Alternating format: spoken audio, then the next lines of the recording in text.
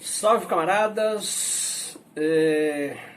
Eu sou Antônio Macário de Moura e hoje aqui no nosso vídeo para o canal Conexão Marxista nós vamos tratar do Instituto Milênio, mais uma vez conforme a obra A Nova Direita, Aparelhos de Ação Política e Ideológica do Brasil Contemporâneo, de autoria de Flávio Henrique Calheiros Casimiros.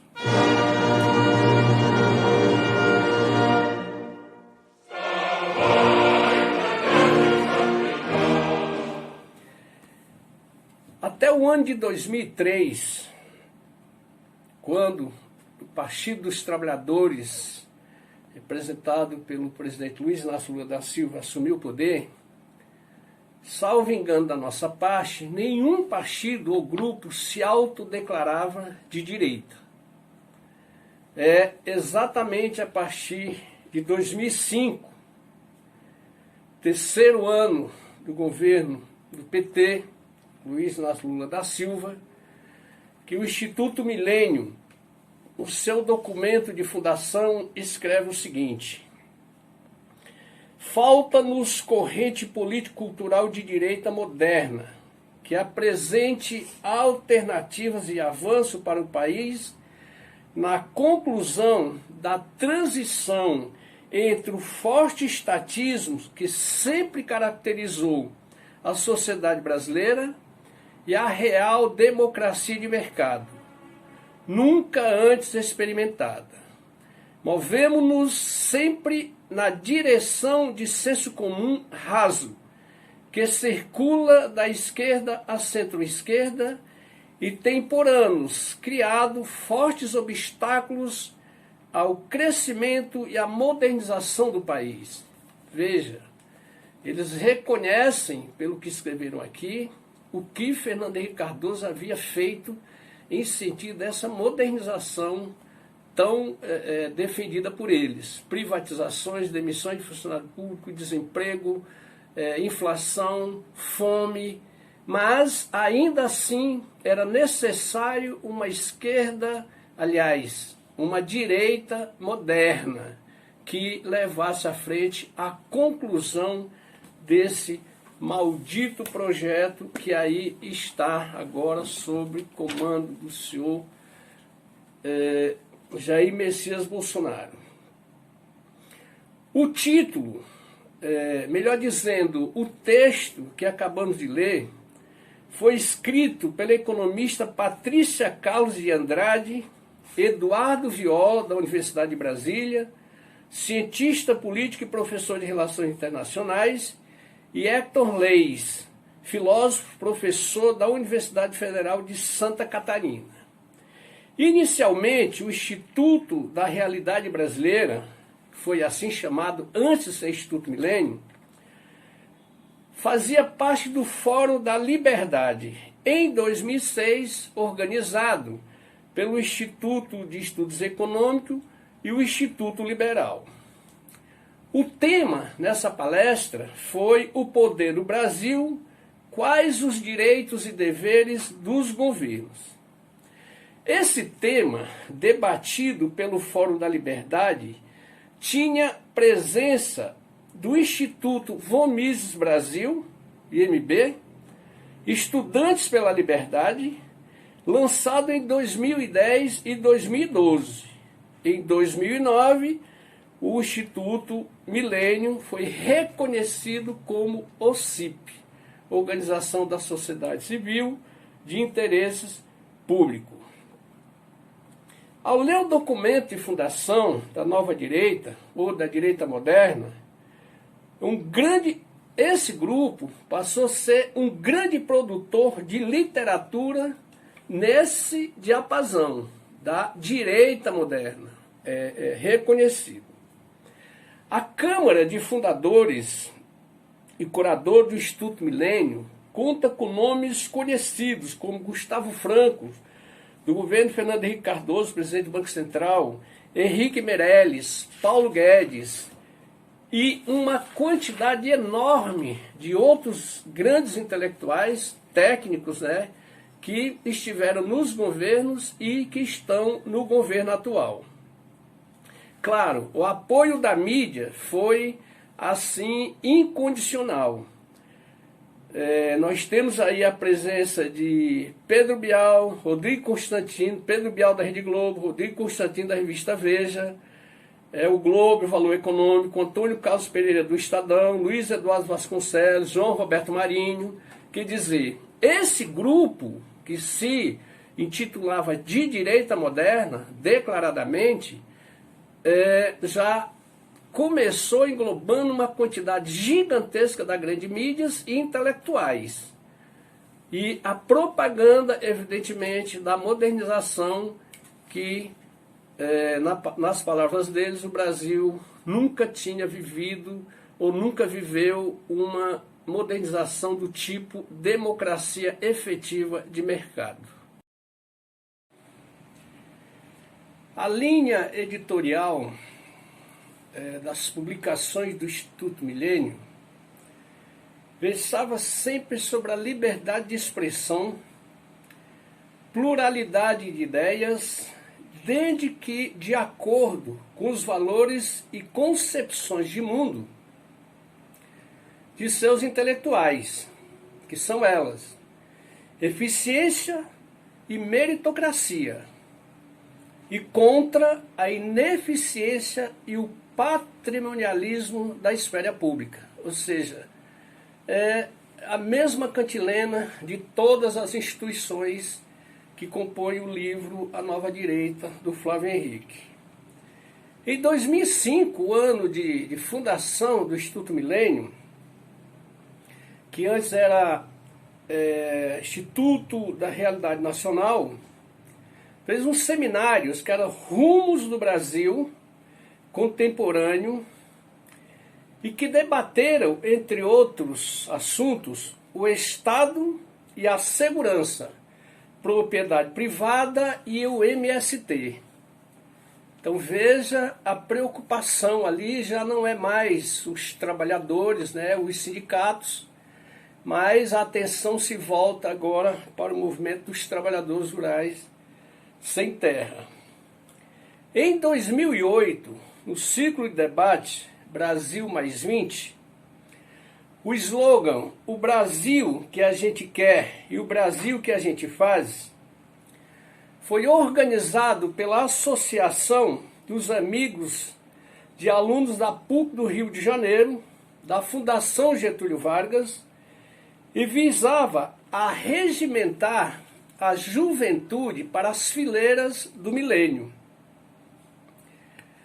Os tópicos economia, sociedade, cultura, governo e mercado são essas as discussões que são levadas a cabo pela nata da intelectualidade do empresariado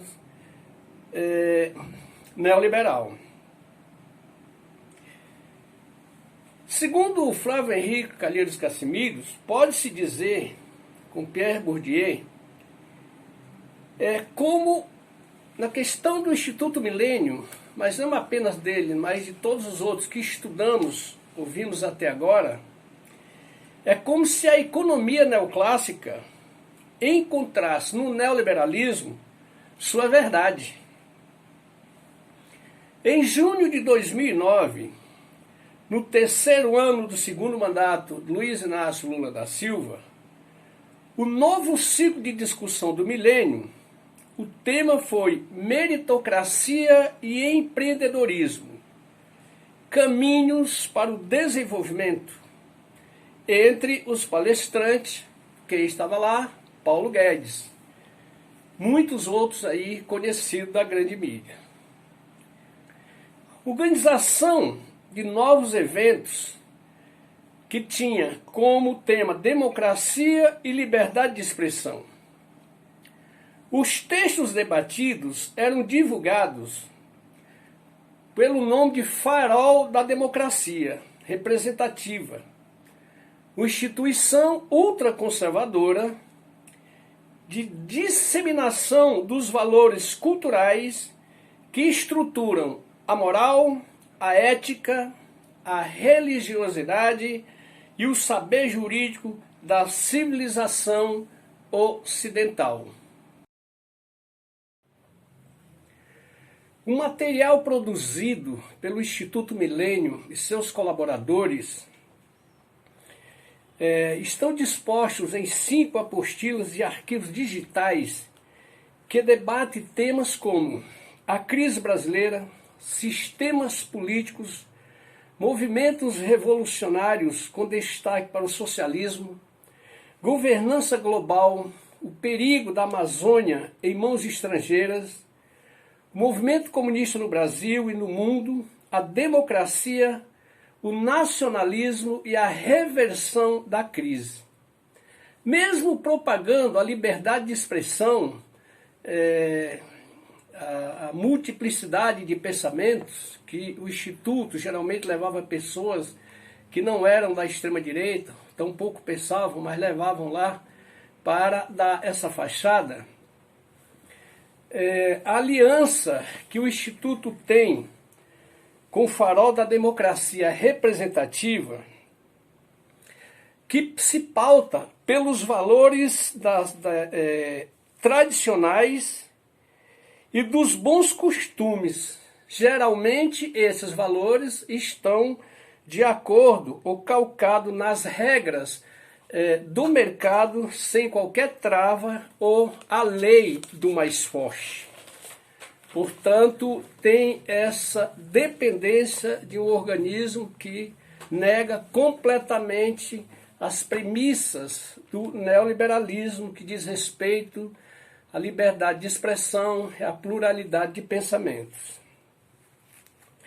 Esses debates de publicação que articulam, a partir dessa entidade de extrema-direita, articulam liberalismo econômico, conservadorismo cultural, nas representações político-ideológicas e no escopo da abrangência da burguesia. As características desse instituto é de chamar atenção pelo poder de penetração que eles têm.